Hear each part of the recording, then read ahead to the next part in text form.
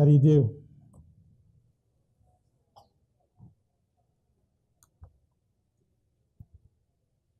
Hey, my computer came up right too. Let me introduce myself. I'm Tom Reed. Been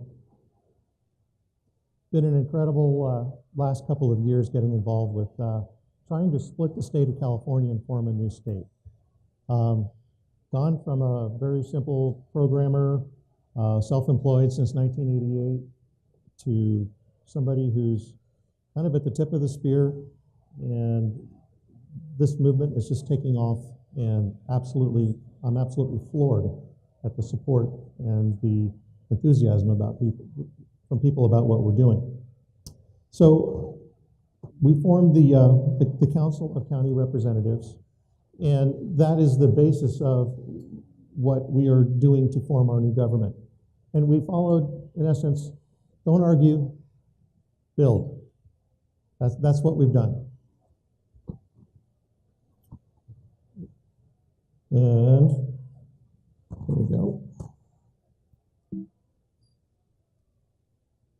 So we were created on January 16th of 2017. We came out of the original state of Jefferson movement, and as a group of 3 counties that were unhappy with a lawsuit process for forming a new state. We didn't feel that it would be a productive use of our time. So what we did is we formed a charter, and that charter is the basis of our organization. We had 3 counties that had ratified that charter earlier, and they got together and decided to create the CCR, the New State Council of County Representatives. So it's a coalition of rural Northern California counties, and we are growing rapidly. We had just 3 counties to start out with. 2 months ago, we brought in our first new county. 2 months ago, we brought in 2 new counties, and this month we expect to bring in 4 to 5 new counties. Those are the kind of numbers that say, wow, we're moving. So right at the moment, we're standing at 6 counties that have ratified this charter and have begun the process. The fundamental thing that we're trying to achieve is to restore representation. As you look at our graphic, you'll see the northern part of California in green shows that there are 6 legislators in Sacramento that represent all of Northern California. Los Angeles County alone has 34.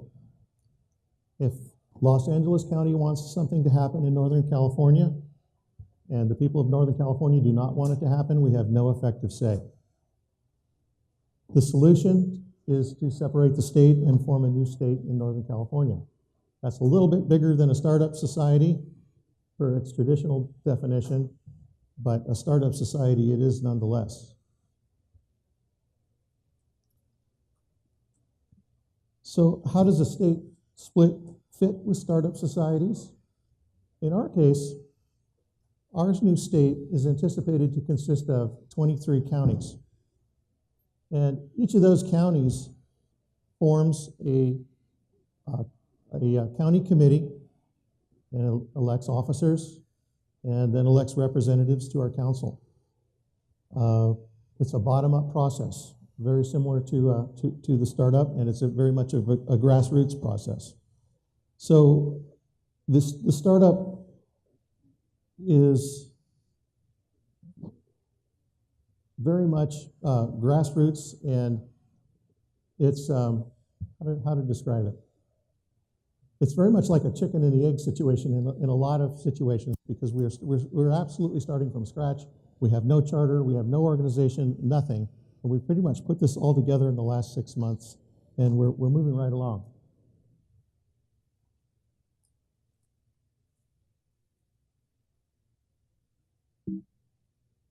That's going to change for me.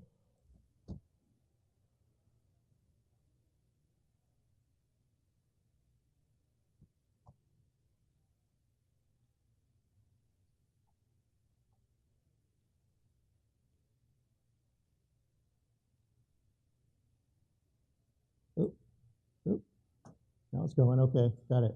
Okay, there's a long history of wanting to split the state of California. There's been over 220 attempts to split the state of California since it was back in Mexico.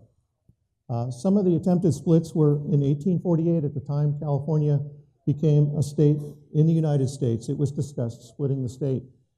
However, at that time, we had the gold rush, we had the Civil War coming, and it was decided to, well, we can deal with that later. Let's just get California into the Union, and we'll make it a split state sometime at a later date. We'll deal with it later. Well, here we are 175 years later, and the job hasn't been done. So we believe now is the time to do that. In 1855, the California State Assembly passed a plan to tri-state the state. In 1859, California passed the PICO Act to create the territory of Colorado. In 1941, the counties of Northern California and Southern Oregon organized as the state of Jefferson. And that was the original formation of the state of Jefferson. The Jefferson name has been used by many, many movements down through history to describe the area of Northern California. It was originally created because there was no roads, there was no way to get the resources out. People had lots of lumber, but there was no effective way for us to bring our products to market. The saying at the time was, the roads are not passable, they're hardly jackassable. So it was a description of what was going on. They actually were fairly successful in 1941, and they got to the point where they were just about to announce the formation of a new state, and they chose, of all dates, December 8th, 1941. December 7th, we had Pearl Harbor, and that was the end of that. They decided that they should drop that process and move on with supporting the war effort. Again, in 1965, the California State Senate voted to divide California into 2 states.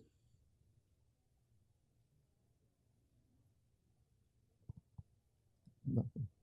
Okay.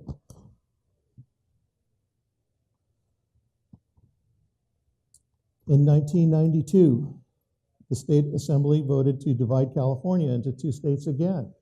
This was headed up by Stan Statham. In 2009, Assemblyman Bill Mason lobbied to split 13 coastal counties into a state known as Coastal California. In 2013, a movement started in Siskiyou County to create the state of Jefferson via a lawsuit. That's the movement that the new state movement came out of. That lawsuit is in process today, and we look at ourselves as another bridge to the same destination. And then also in 2013, there was a 6th California proposal that you see the map of up there, and that largely also the red area at the top of the state was called Jefferson in the 6th state movement. Moving on. Okay.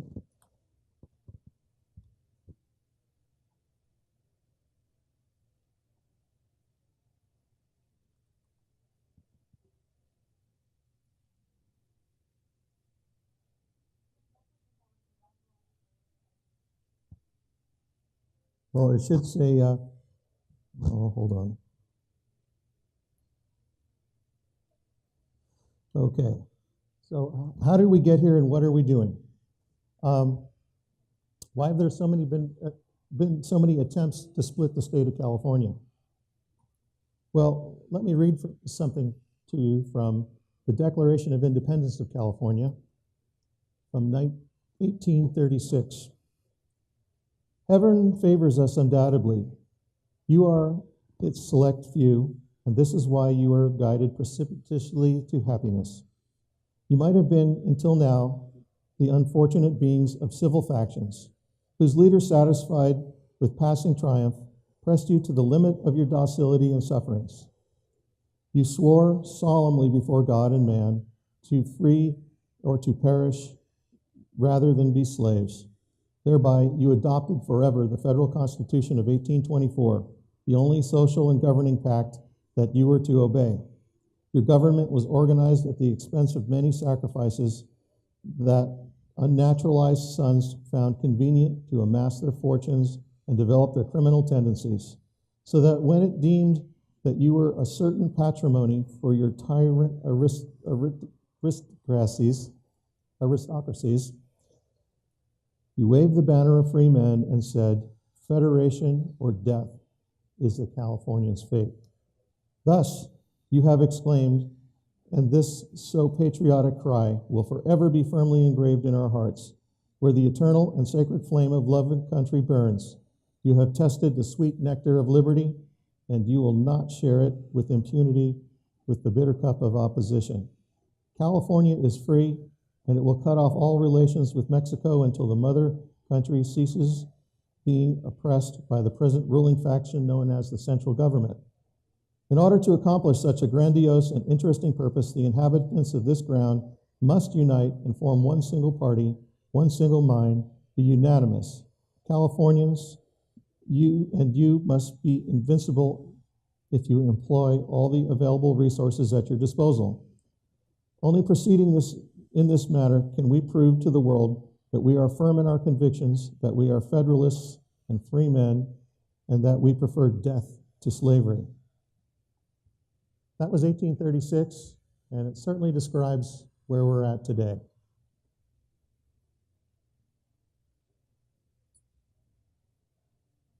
So, the fundamental problem with California is that it is such a huge region. The northern part of the state has vastly different issues, different environments, different industries than the southern portion of the state. That's been recognized for hundreds of years, and it needs to be addressed. In 1964, there was a court case called Reynolds versus Sims, and that changed the way the California government was organized. Prior to 1964, the California government had a state senate that was organized by county, an assembly organized by population. Basically the federal model. Reynolds versus Sims declared the federal model unconstitutional. That's incredible. The federal model is unconstitutional. That forced California and many other states to change their legislatures. So now we have a Senate apportioned by population and an assembly apportioned by population. What that has caused is tyranny of the masses. And we have the large urban areas of the of the state controlling what happens in the rural portions of the state. The solution is to have a separate state with a homogeneous population where we don't have these vast discrepancies of population in large metropolitan cities. What is different this time than when so many other movements to split the state of California has failed? Every other attempt to split the state has been either legislative or pretty much grassroots type of an implemented solution, where, like for example, the lawsuit. This go-around, we are forming an organizational body to begin the process of legislating and be the basis of our new government, of our new state. All in the history of state splits, this would be a 4-state split, the 5th state split to happen in the history of the United States, should we pull this off. 4 have happened prior, and all of them have come out of a constitutional crisis of one sort or another. The one example being Maine's separation from Massachusetts. They tried multiple times to form a new state, and Massachusetts kind of laughed and said, no, we're not interested. Well, Missouri decided that they wanted to become a state, and Missouri was a slave state. So there was a dilemma in the United States Congress that, if we admit another slave state, it's going to shift the balance of power in Washington, D.C. To the slave states. They needed a free state, so what they did was they basically pressured Massachusetts to say, okay, you can let Maine go. We'll bring Maine in as a new state, and we'll bring in Missouri as a new state. And that satisfied that balance. So that was an example of a constitutional crisis. There's been lower bars of threshold on the constitutional crisis, such as the last new states admitted to the United States, Hawaii and Alaska. At the time that those states were admitted, Hawaii was Republican, Alaska was Democratic. Now that's flipped. And, but the attempt is to maintain the balance within the Senate. So on the steps to statehood, one of the opportunities that is presented to us is Puerto Rico on June 11th has voted that they want to become a state in the United States. This is the first time they've had a referendum passed and approved by the people to become a state. We've been told that when Puerto Rico comes in, there's a good chance that California might have an opportunity to split and form a new state up in Northern California. So that's one possibility. Another possibility of forming a new state is, well, the imminent bankruptcy of California. California is in dire shape financially, and looking at Illinois, they are discussing breaking Illinois up into multiple pieces and distributing it to the states around them as one of the solutions to their bankruptcy. So those are two possibilities, but for any of those possibilities to come to fruition, we have to have a representative body in place. We have to demonstrate that we can govern ourselves before we'll be allowed to govern ourselves. That's what we're in the process of building with the Council of County Representatives. So there's some opportunities here that present themselves here in the 21st century. The biggest problem since the beginning of time has been corruption with government. With some of the new blockchains that present themselves, like Ethereum, we have an opportunity to rebuild and redesign a government around the blockchain technology. And I think that could really revolutionize how a new state would function. What I'm thinking of to start with would be to build a voting system based around Ethereum or some other blockchain technology that would be relatively uncorruptible, that would be active and inclusive.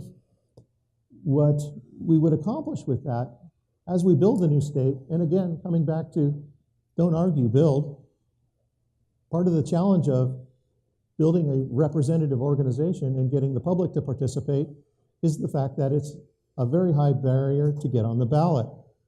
The ballot process is quite corrupt, and so by building our own system, we can go out and start the process of registering voters in the new state, and those voters can then vote for their representatives, and we can begin the process of building a new system to run our new state on, while at the same time using it to market our new state. Another possibility is a blockchain-based banking system. State banks are not without precedent. North Dakota has its own state bank, and it gives the new state a lot of flexibility in how it manages its finances. And in closing, let me say that how you can get involved. Right at the moment, if you happen to live in Northern California, you can go to our website, newstateccr.org, and take a look at what counties are there. If your county has a committee, there'll be a link where you can find out committee information, and they have meetings and events. You can go and start participating. If your county does not have a committee, get a group of people together. Call one of our new state ambassadors, and we will come help you set up a committee and begin the process of ratifying a charter and electing your representatives. This is real, this is happening, this is now, and this is for the future and the children of in Northern California. I thank you very much.